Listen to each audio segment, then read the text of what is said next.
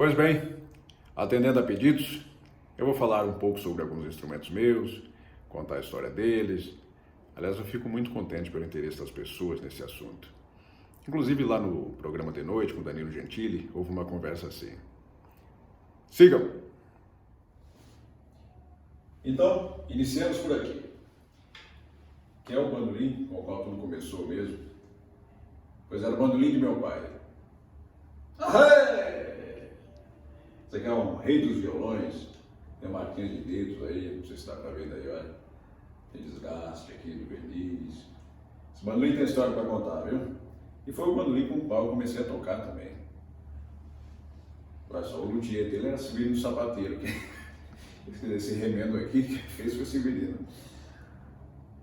Velho, bravo, danado. Bem, eu me lembro que quando eu morei na Paraíba, com 11 anos de idade, lá no sítio da família do meu pai, eu praticava muito com esse bandolim aqui. E aí, o bandolim tocado assim muito repetidamente, assim, é um negócio chato, qualquer instrumento é chato, tocado demais, né? E eu ficava o dia inteiro tocando, aí minha avó era uma velha brava danada, aí ela falava assim, a menina, a tocada encharcada, a tocada nojenta, vai de embora, vai pro terreiro, menino!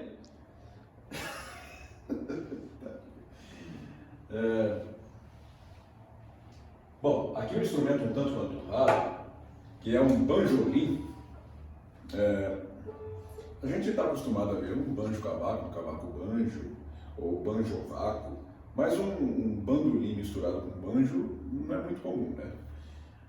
Ele tem 8 cordas, né? A afinação tradicional de bandolim. É um instrumento português, dos anos 1930. E é engraçado que o Danilo Gentili ele falou no programa, durante a nossa entrevista, ele lembrou muito bem que o Pernalonga tocava banjo, né? Então, vai lá uma homenagem, hein?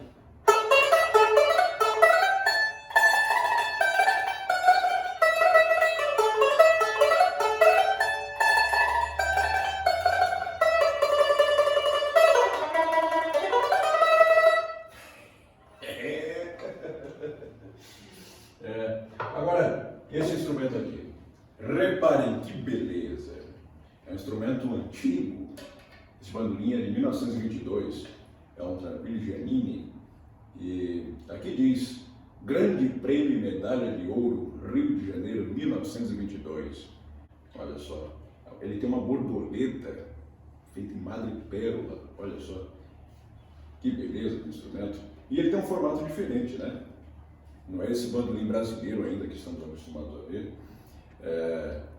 Essa aqui é um misto de bandolim italiano com português, né? Vamos ver como é que, sabe como é que soa.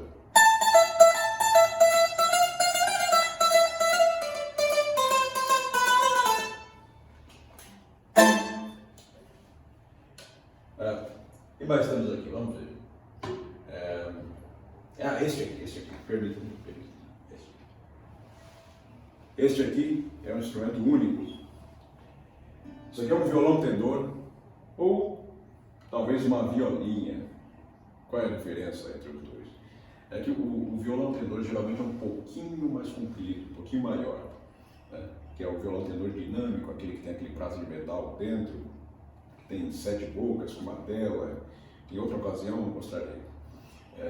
Mas o Jacó do bandolim, ele tocava numa violinha.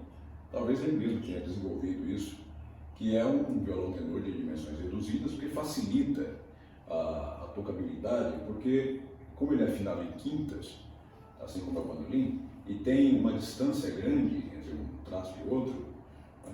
Então, sendo um pouquinho menor, fica mais confortável, né?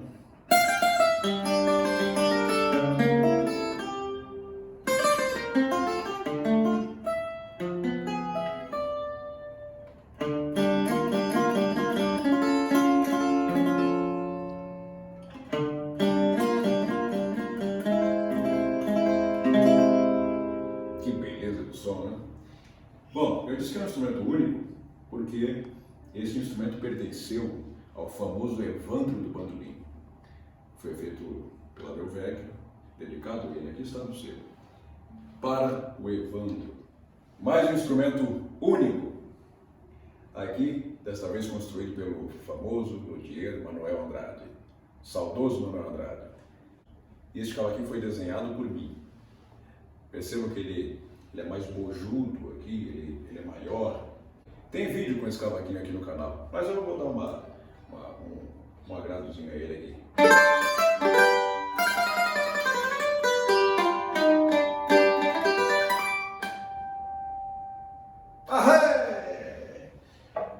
E agora, para finalizar, o bandolim que eu usei no disco Da Natureza das Coisas. Eu gravei com esse bandolim aqui.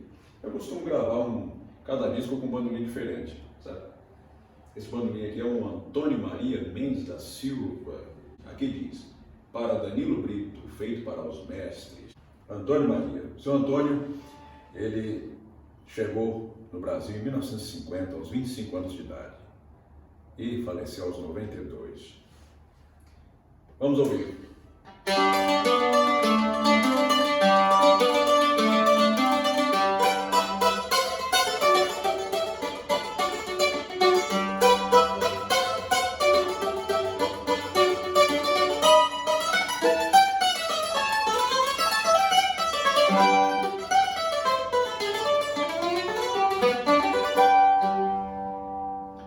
Muito obrigado por mais essa audiência.